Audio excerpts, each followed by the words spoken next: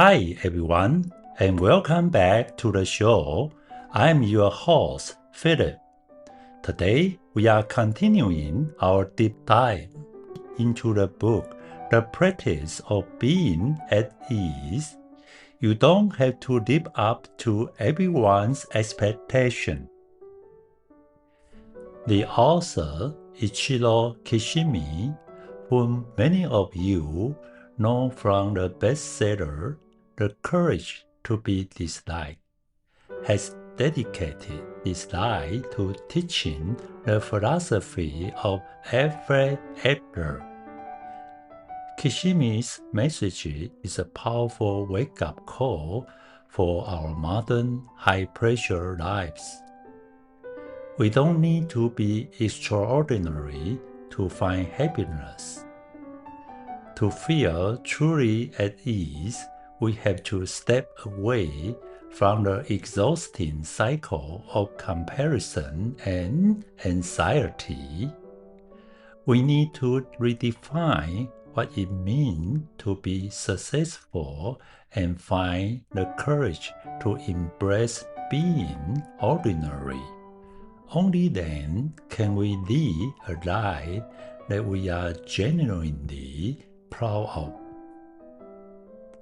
In this episode, I want to explore two very common yet very different scenarios from the book.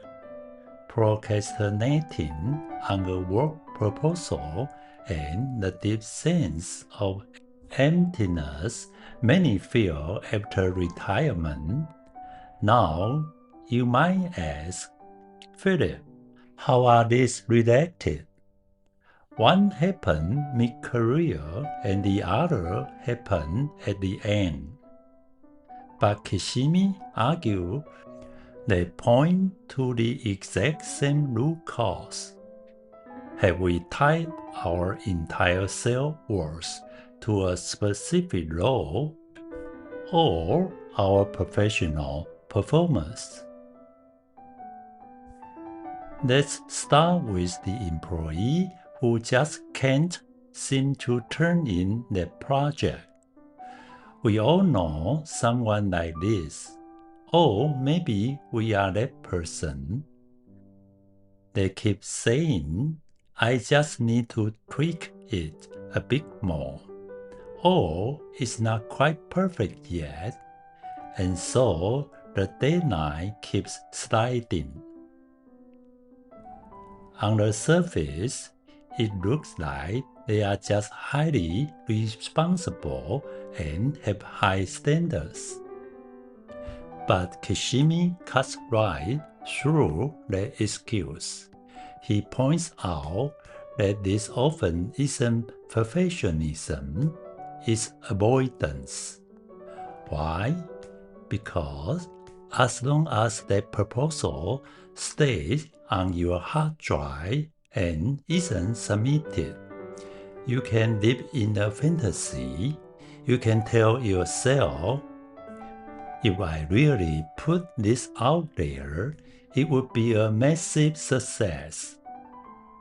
By never finishing, you never have to face the possibility of failure or rejection. It's a strategy to protect the ego. Instead of risking a no, we stay in the safe zone, where our unproven potential remains perfect and intact. If we are being honest, a lot of what we call preparation is actually just fear in disguise. If we don't catch this pattern of tying our value to doing rather than being, it follows us for a lifetime, leading right into our second example, the post-retirement slump. Imagine someone who has spent 40 years grinding away, climbing the corporate ladder, when the day finally comes to retire. Instead of feeling free, they feel a terrifying sense of emptiness. Why? Because they use their job title as their only GPS for self-worth. The title on the business card, the busy schedule, the way colleagues look up to them, all these things were constantly whispering, "You are an important person." Once those labels vanish, they start panicking, asking, "Who am I now?" In psychology, we call this a low identity crisis. Without a task to perform, they feel they have no value. Kishimi reminds us that many of these feelings are formed in childhood.